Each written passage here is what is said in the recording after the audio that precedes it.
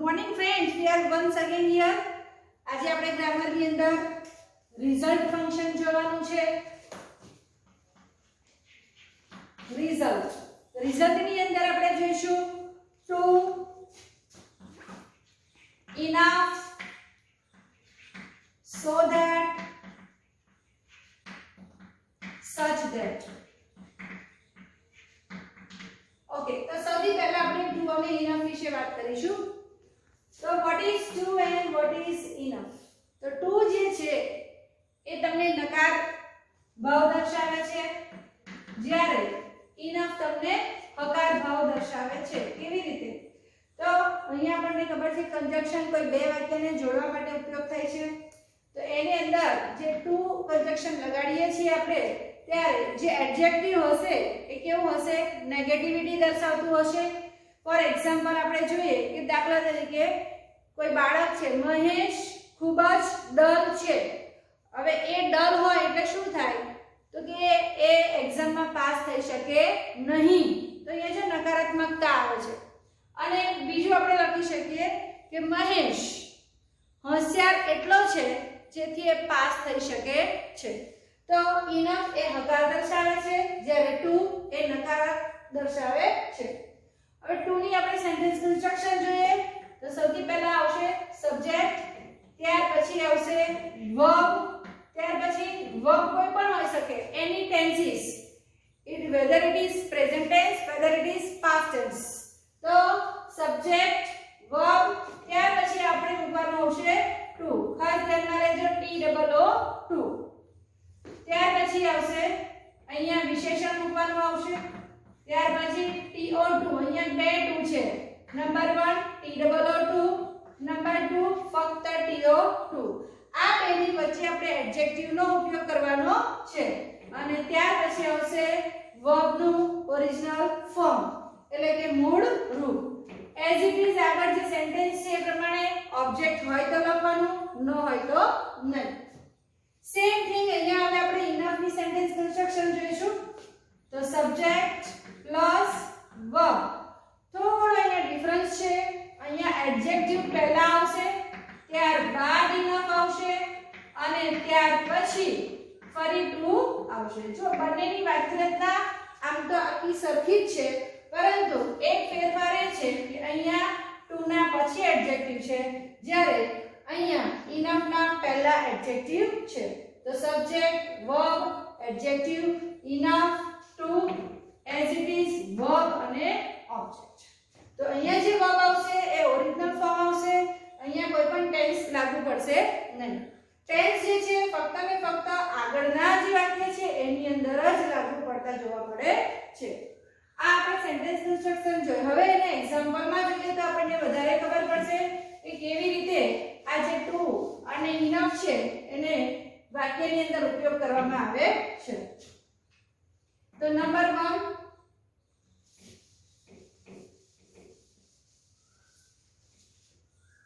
Monali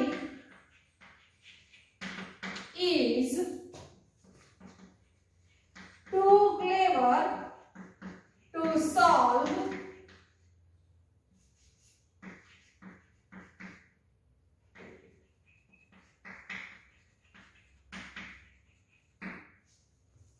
Monali is too dull to solve any problem.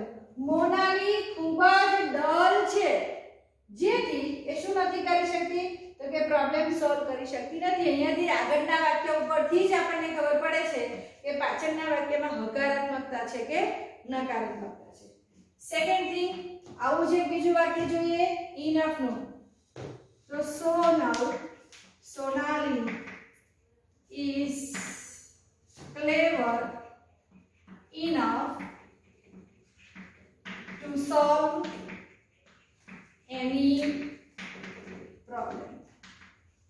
એની સામે આપણે જોઈએ તો સોનાલી જે છે, Sonali is clever enough to solve any problem. Sonali છે એ એટલી હોશિયાર છે કે જેથી કોઈ પણ પ્રશ્નને અથવા તો કોઈ પણ પ્રોબ્લેમને એ પોતે સોલ્વ કરી શકે છે. તો મોનાલી એન્ડ સોનાલી, અહીંયા આપણને ડર હોવાથી કરી શકતી નથી કે નોટ, જ્યારે આ હોશિયાર હોવાથી કરી શકે છે, that means કે she is able to do anything, she is able to solve any problem. તો અહીંયા આગળ આપણને એબિલિટી બતાવે છે, જ્યારે અહીંયા ડિસએબિલિટી બતાવે છે. હવે એના પછીનું આપણે એ જોવાનું છે ત્રીજા નંબરનું ને ચોથા નંબરનું જે ફંક્શન હમણાં કન્જક્શન લખ્યું હતું so that અને such that. માઇન્ડ વેલ, જ્યારે તમે ટુ ની વાક્ય રચના લખો છો ત્યારે ટુ ના પછી એડજેક્ટિવ આવે છે. ઇનફ ની અંદર પહેલા એડજેક્ટિવ આવશે, ત્યાર પછી તમારે એ ઇનફ મૂકવાનું રહેશે. ત્રીજા નંબર પર આપણે જોઈએ so that અને such that. ઓકે, તો so that અને such that ની વાક્ય રચનામાં શું ફરક છે? તો so that ની અંદર સબ્જેક્ટ આવશે, વર્બ આવશે, ત્યાર પછી so લખવાનું છે, એડજેક્ટિવ લખવાનું છે, ત્યાર પછી that મૂકવાનું રહેશે. અહીંયા તમે જુઓ so અને that ની વચ્ચે એડજેક્ટિવ, to અને to ની વચ્ચે એડજેક્ટિવ હતું, enough અને એડજેક્ટિવ પછી તમારે મૂકવાનું હતું. તો અહીંયા તમે જોઈ શકો છો so અને that ની વચ્ચે એડજેક્ટિવ મૂકવાનું છે. that આવે ફરી નવું વાક્ય બનશે, એટલે આ એક વાક્ય અને એક આ બીજું વાક્ય. ઓકે, such that માં પણ તમારે આ જ રીતનું કરવાનું છે, પણ એક માઇનર એ તમારે ડિફરન્સ લેવાનો છે. ફોર એક્ઝામ્પલ such, ત્યાર પછી આવશે verb, ત્યાર પછી આવશે such અને ત્યાર પછી આર્ટિકલ એ અથવા તો એન મૂકવાનો છે, અને ત્યાર પછી એડજેક્ટિવ તો હશે પણ સાથે સાથે નાઉન પણ તમારે મૂકવાનું રહેશે, અને ત્યાર પછી તમારે that મૂકવાનું છે. આ એક પૂરું થયું, ત્યારબાદ s b અને o. તો અહીંયા તમે જોઈ શકો છો શું ડિફરન્સ છે. તો so that ની અંદર તમારે આર્ટિકલ કે નાઉન મૂકવાનું નથી, જ્યારે such that ની અંદર આર્ટિકલ અને નાઉન મૂકવામાં આવે છે. જોઈએ આપણે કેવી રીતે. તો અહીંયા જ આપણે એક્ઝામ્પલને આ જ એક્ઝામ્પલને કન્વર્ટ કરીશું, remove to અને remove enough કરીશું એટલે તમને વધારે ખબર પડશે. ફોર એક્ઝામ્પલ 3 નંબરનું આપણે જો કરીએ so that, તો સબ્જેક્ટ વર્બ. ઓકે, સબ્જેક્ટ કોણ છે? મોનાલી. તો મોનાલી, રાઈટ. is, ચલો ટુ અહીંયા છે, આપણે so that માં કન્વર્ટ કરવું છે એટલે મૂકીશું so. એડજેક્ટિવ આવશે dull, અહીંયા મૂકવાનું છે that. એક સેન્ટેન્સ પૂરું થઈ ગયું. Monali is so dull. Monali ખૂબ જ ડલ છે. તો આપણે પહેલા જ શું કર્યું હતું ટ્રાન્સફોર્મેશન, કે જેથી એ શું થશે? પ્રોબ્લેમને સોલ્વ કરી શકશે નહીં. તો લખવાનું કે that she can not solve any problem. Right. Okay, આગળ આપણે જોઈએ કે આનું આ જ વાક્ય સપોઝ તમારે સચ ધટમાં લખવું હશે તો તમે શું કરશો? તો આની જેમ જ લખવાનું છે કે મોનાલી is such. હવે જો ડલ છે એના માટે એડજેક્ટિવ કયો વાપરીશું? સોરી, આર્ટિકલ એ. તો ડલ. હવે સોને મોનાલી જે છે એ કોણ છે? ગર્લ છે, તો એના માટે આપણે વાપરીશું ગર્લ. તો Monali is such a dull girl લખી શકો, તમે સ્ટુડન્ટ પણ લખી શકો, લેડી પણ લખી શકો, એનીથિંગ. તો Monali is such a dull student that she cannot solve any problem. જુઓ, so that અને such that માં શું ડિફરન્સ છે? so that ની અંદર ડાયરેક્ટ એડજેક્ટિવ આવશે, જ્યારે such that માં પહેલા આર્ટિકલ આવશે, પાછળ નાઉન આવશે. આટલો ડિફરન્સ તમારે જોવાનો છે. ફોર્થ વન આપણે જોઈશું such that ની આ સોનાલી માટેનું. તો Sonali is so clever that she can solve any problem. અહીંયા હકારાત્મકતા દર્શાવવાની છે. ક્લેવર છે એટલે કોઈ પણ પ્રોબ્લેમને સોલ્વ કરી શકશે. તો અહીંયા આગળ આપણે જોઈએ such that માં Sonali is such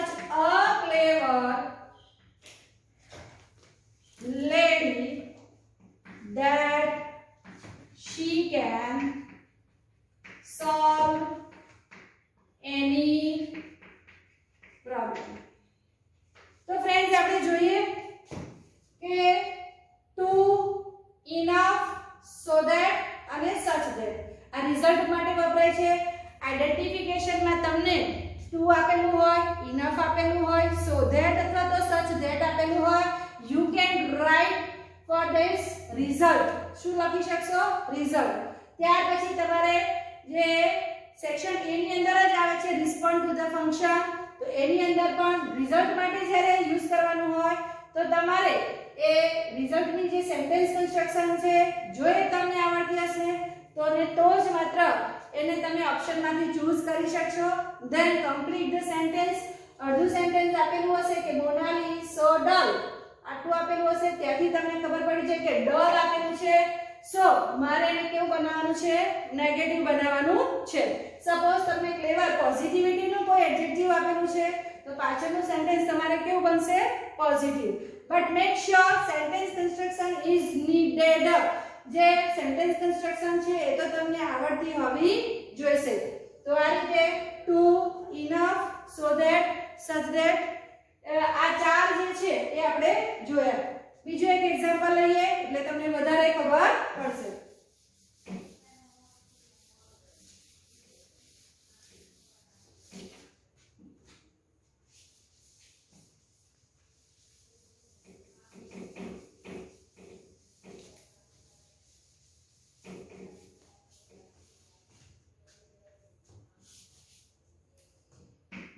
Ramesh was too poor to study further. અહીંયા જો મેં ટેન્સ ચેન્જ કર્યો છે જેથી તમને ખબર પડે કે અલગ ટેન્સ હોય તો તમે કેવી રીતે એનો યુઝ કરી શકો. તો Ramesh was too poor to study further. Ramesh આગળ એટલો બધો પુઅર છે કે પોતે આગળ ભણી શકતો નથી. ગરીબ છે એટલે આગળ ભણી શકે તેમ છે નહીં. he has no money. Okay, આ વાક્યને મારે હવે રિમૂવ કરવાનું છે ટુ, જેથી કરીને હું સો ધેટ અથવા તો સચ ધેટ માં હું એને ટ્રાન્સફોર્મ કરી શકીશ. તો કરીએ આપણે.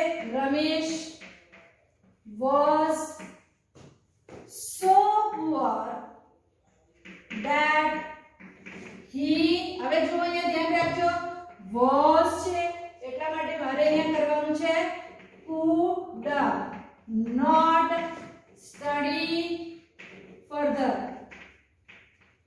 right? okay, now second such that માં આપણે એને કન્વર્ટ કરીશું. તો રમેશ was such, હવે પુઅર છે એટલે એના માટે શું લાગશે? એ આર્ટિકલ લાગશે. તો Ramesh was such a poor, Ramesh છે એટલે હું બોય પણ લખી શકું, બોય પણ લખી શકું, પર્સન લખી શકાય નહીં, કારણ કે જે સ્ટડી ફર્ધર છે અભ્યાસ કરવાનો છે એટલે હું કા બોય લખી શકું કા તો હું સ્ટુડન્ટ લખી શકું છું. It is a logical. તો Ramesh was such a poor boy that પાછળનું જે સેન્ટેન્સ છે એઝ ઇટ ઇઝ જ આવશે, એમાં કોઈ ફેરફાર થશે નહીં. he could not study further. તો આગળ જોઈએ આપણે કે ઇનફ. આ તો આપણે ટુ ની વાક્ય રચના જોઈએ કે ટુ ને રિમૂવ કરવું હોય તો શું કરવું જોઈએ. એમાં આગળ આપણે જોઈએ ઇનફ. દાખલા તરીકે Mahesh was rich enough to buy a new car. अब આ જ વસ્તુને મારે રિમૂવ કરવી હોય, ઇનફ ને રિમૂવ કરવું હોય તો હું શું કરી શકીશ? તો Mahesh was so rich that he could buy a new car. એ એટલો રીચ હતો, એટલો ધનવાન હતો કે નવી કારને ખરીદી શકે તે હતો. એને મારે સચ ધેટ માં કન્વર્ટ કરવું હોય તો Mahesh was such a rich person that he could buy a new car. જો ફ્રેન્ડ્સ આપણે જોયું કે ટુ જે છે એની પાછળની જે સેન્ટેન્સ કન્સ્ટ્રક્શન છે એની અંદર આપણે નેગેટિવિટી બતાવી શકીએ છીએ, જ્યારે ઇનફ ની અંદર આપણે હકારાત્મકતા દર્શાવી શકાય છે. સો ધેટ ની અંદર આપણે જોયું કે જેમાં આર્ટિકલ ને ડાયરેક્ટ સો અને ધેટ ની વચ્ચે ફક્ત ને ફક્ત આપણે એડજેક્ટિવ મૂકવાનું છે, જ્યારે સચ ધેટ ની અંદર આપણે એડજેક્ટિવ ની આગળ આર્ટિકલ મૂકવાનું છે અને પાછળ નામ મૂકવાનું છે. તો ફ્રેન્ડ્સ જોઈએ આપણે ઇનફ, ટુ, સો ધેટ અને સચ ધેટ આ ચાર જે કન્જક્શન્સ છે એ રિઝલ્ટ ફંક્શન દર્શાવે છે. તો નેક્સ્ટ વિડિયોમાં આપણે નવા ટોપિકની સાથે